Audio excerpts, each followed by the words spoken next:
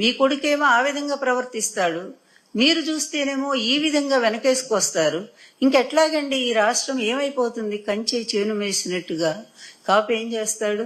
కాపాడవలసినటువంటి రక్షణ వ్యవస్థ ఈ విధంగా భక్షించే విధంగా తయారైపోతే ఆడపిల్లలకి న్యాయం ఎప్పుడు జరుగుతుందండి? ఆడపిల్లలే కాదు, ఈ రాష్ట్రంలో ప్రతి వర్గం కూడా మీ వల్ల ఎంత నష్టపోతున్నారో దయచేసి ఆలోచించండి. మీరు రైతులు, నిన్న మిర్చి రైతులు కూడా రోడ్డు మీదకి వచ్చి ఎంత ఏడుస్తున్నారండి. వాళ్ళకి మద్దతు ధర లేదండి, కనీస ధర కూడా నువ్వు ప్రకటించకుండా వెళ్లకుండా ఊరుకున్నావే. అదేవిధంగా మిగిలినటువంటి అన్ని రంగాల్లో సరే మీరు హామీలు ఇచ్చారు, హామీలు ఇప్పుడు కాదు 95 నుంచి నిన్ననే చూశానండి నేను. రాజశేఖర రెడ్డి గారు మీరు ఆ రోజు ఇచ్చినటువంటి హామీల లిస్ట్ అంతా అయితే సేమ్ ఇప్పుడు అట్లాగే ఉంది. మీ మేనిఫెస్టో మొన్న ఇచ్చినటువంటిది 2025 మేనిఫెస్టో ఎలా ఉందో 24లో ఇచ్చింది, సేమ్ అదే మేనిఫెస్టో. అప్పుడు కూడా అదే చెప్పారు, 20,000 ఇస్తాము, మహిళలకు ఇంత ఇస్తాము, నిరుద్యోగులకు అంత ఇస్తాము. సేమ్ లిస్టు మీరు కంటిన్యూ చదువుతూనే ఉన్నారు, అమల్లో మాత్రం ఒక్కసారి కూడా రాలేదు.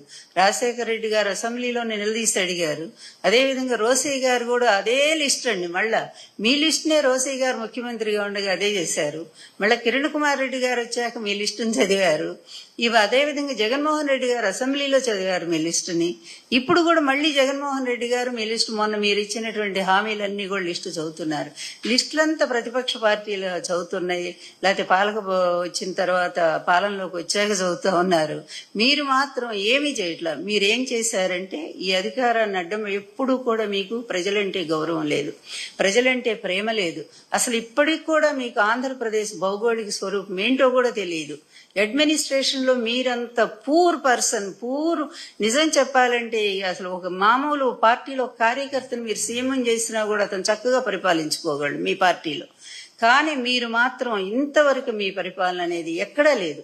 ఆంధ్రప్రదేశ్ ఒక్కసారి బాబు గారు మీకు నిజంగా కూడా మనిషిగా నేనైతే అసలు ఎప్పుడు అనుకోవట్లేదు. ఎందుకంటే మీరు ఆ మనసును ఎప్పుడో చంపేశారు. ఒక్కసారి చూడండి, కనీసం ప్రజలు వింటారని అని చెప్పి నేను చెప్తా ఉన్నాను, బాధతో చెప్తున్నాను. జగన్మోహన్ రెడ్డి గారి హయాంలో ఆంధ్రప్రదేశ్ అభివృద్ధి లేదని, 14 లక్షల కోట్ల అప్పులని ఇష్టం వచ్చినట్టు మాట్లాడి ఎన్ని అవ్వండాలి. మిమ్మల్ని బ్రతికిస్తుంది ఆ ఎల్లో మీడియానే కదండి. మీ వల్ల వాళ్ళు బతుకుతున్నారు, వాళ్ళ వల్ల మీరు బతుకుతున్నారు. ఈ ఎల్లో మీడియాని విచ్చలవిడిగా ప్రజల్లో పంపించి అమాయకులైన ప్రజలనేమో నమ్మేటట్టు చేసి మోసపోయేటట్టు చేస్తా ఉన్నారు. ఏమండి, చివరి దశ వచ్చింది ఆ ఎల్లో మీడియాకి. మీకు కూడా చెప్తా ఉన్నాను, ఎందుకంటే ఎన్నాళ్ళు అబద్ధాలు పరిపాలన చేస్తాయండి. ఈ రోజు మీరు చెప్పండి, జగన్ గారి పరిపాలన రాష్ట్రం ఎంత ముందుకు దూసుకుపోయింది. జీఎస్టీ కట్టడంలో రాష్ట్రం భారతదేశంలో నంబర్ 1. 2 ఏళ్లు కరోనా ఉన్నా కూడా జగన్మోహన్ రెడ్డి గారు ప్రజల్ని ఎంత బాగా చూసుకున్నారండి. అదే కరోనా మీకు వస్తే మీరు చూస్తారా? మొన్న మీరేమన్నారు, ఇచ్చిన హామీలు ఇది నా వల్ల కాదని చేతులు ఎత్తేశారు. మీరే హామీలు ఇచ్చారు? 14 లక్షల కోట్లు అప్పులు చేసింది జగన్మోహన్ రెడ్డి ప్రభుత్వం అని చెప్పారు. మరి అది అప్పుడు అంత చేశారని చెప్తూనే మరో ప్రక్క అన్ని హామీలు ఇచ్చారు. రాగానే ఇదిగో ఇన్ని అప్పులు ఉన్నాయి కనుక నేను ఏమండి, ఒక మనిషి అన్న తర్వాత మనిషి అయి పుట్టాక ఒక్కసారి కాకపోతే ఒక్కసారైనా మాట మీద నిలబడాలి బాబు గారు, మాట మీద నిలబడాలండి. ఎన్టీఆర్కి ఎందుకండి అంత పేరు? మాట కోసం నిలబడ్డ మహామనిషి. వైఎస్ఆర్ గారికి ఎందుకండి అంత పేరు? మాట కోసం నిలబడ్డ మనిషి. జగన్ గారికి ఎందుకండి అంత పేరు? మాట కోసం నిలబడ్డ మనుషులు గనక. ఇదే రాజకీయం కాదండి, చాలా పొరపాటు. చాలా మంది మిమ్మల్ని సమర్థిస్తారు, ఆయన గొప్ప రాజకీయవేత్త అండి. ఇది గొప్ప రాజకీయం అండి? ఇంత తుచ్చ రాజకీయం, పనికి మాలిన రాజకీయం అండి ఇది. అసలు ఇది బ్రోకరిజం చేసే రాజకీయం తప్ప ఇది ఒక రాజకీయం అండి? ప్రతి ఒక్కళ్ళ దగ్గర సాగిల పడేది రాజకీయం అవుతుందండి? ప్రతి ఒక్కడికి సలాం కొట్టేది రాజకీయం అవుతుందా? అధికారం రావడానికి ఎన్ని అడ్డదారులు ఉన్నాయో అన్ని అడ్డదారులు ఇష్టం వచ్చినట్టుగా ఆశ్రయించడం ఇది రాజకీయం అవుతుందా? విలువలు ఏమన్నా ఉన్నాయా? కనీసం చెప్పుకోవడానికి మీ తర్వాత వాళ్ళని, మీ కుటుంబంలో రేపు మీ మనవడైనా చెప్పుకుంటాడండి, మా తాత ఒక్క మంచి పని చేశాడని చెప్పమనండి రేపు. బాబు గారు, ఎప్పుడు కూడా జీవితం శాశ్వతం కాదండి. మనుషుల జీవితం చాలా అల్పమైనటువంటిది.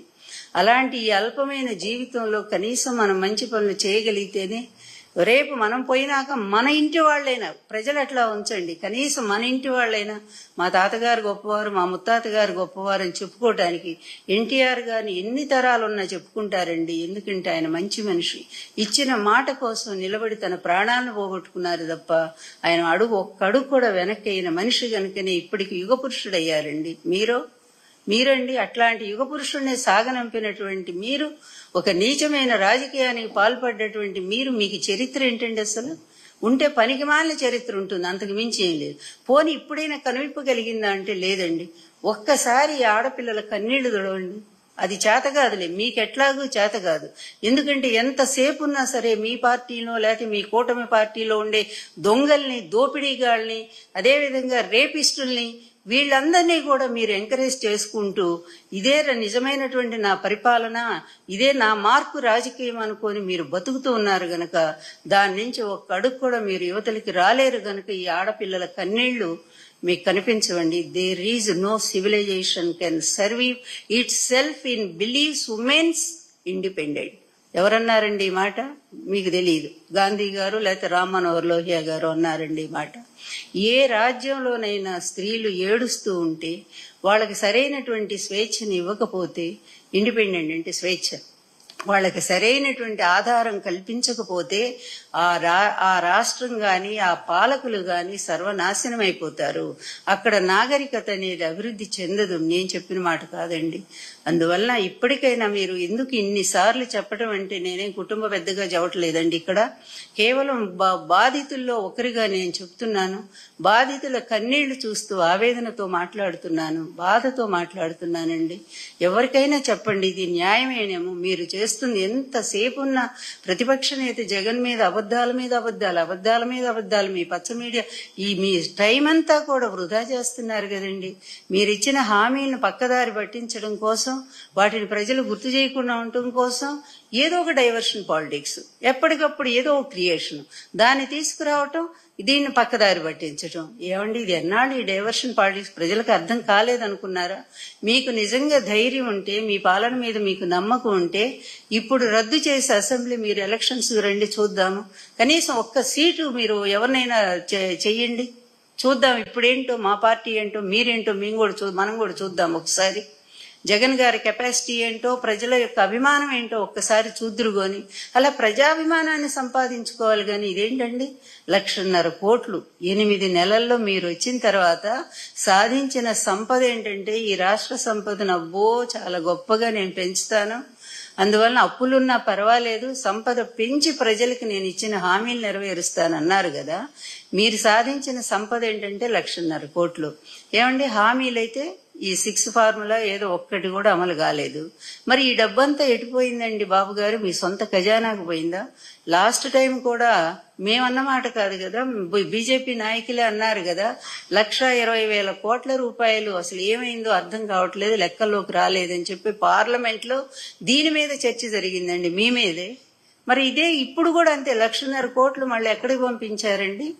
అది కూడా మరి మీరు చెప్పాలిగా. రాగానే శ్వేతపత్రాలన్నీ ఏదో తెల్ల కాగితాలు ఉన్నాయని చెప్పి దాని మీద సంతకం పెట్టి విడుదల చేశారు కదా. ఇప్పుడు ఈ 1,50,000 కోట్లు ఏం ఖర్చు పెట్టారో ఒక్కసారి విడుదల చేయండి, చూద్దాము. పాపం చాలా నిజాయితీ పరులు కదా, మీకు మీరు అనుకుంటారు కదా. అదేవిధంగా మద్యం అండి, ఏమండి, మానవత్వం ఉండే ఎవరైనా సరేనండి ఈ విధంగా ప్రజల్ని పూర్తిగా మత్తులోకి నెట్టి వాళ్ళ కుటుంబ వ్యవస్థను నాశనం చేసి వాళ్ళ జీవితాల్ని నాశనం చేసే విధంగా ఏ పాలకుడైనా ఎప్పుడైనా పరిపాలించాడండి? మొట్టమొదటి అంగుటూరి ప్రకాశం పంతులు గారు ఈ రాష్ట్రాన్ని మద్యపాన నిషేధం అమలు జరిపి చరిత్ర సృష్టించాడు మహానుభావుడు. తర్వాత నందమూరి తారక రామారావు గారు మద్యపాన నిషేధం అమలు జరిపి ఆయన కూడా మహిళలకి ఎంతో మేలు చేసిన వ్యక్తి అయ్యారు.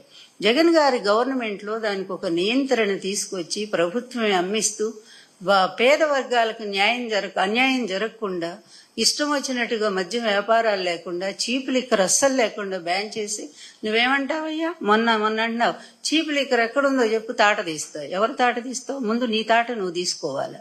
ఎందుకంటే ఇష్టం వచ్చిన డోర్ డెలివరీ, ఇళ్లలో కూడా చీప్ లిక్కర్ పెట్టి అమ్మేటువంటి పరిస్థితి వచ్చింది. ఇక బియ్యం పంపిణీ అయితే ఈ చౌక రూపాయలు పోయినాయి, అవి కూడా తెలుగుదేశం ఆఫీసుల్లో పెట్టి ఇస్తా ఉన్నారు.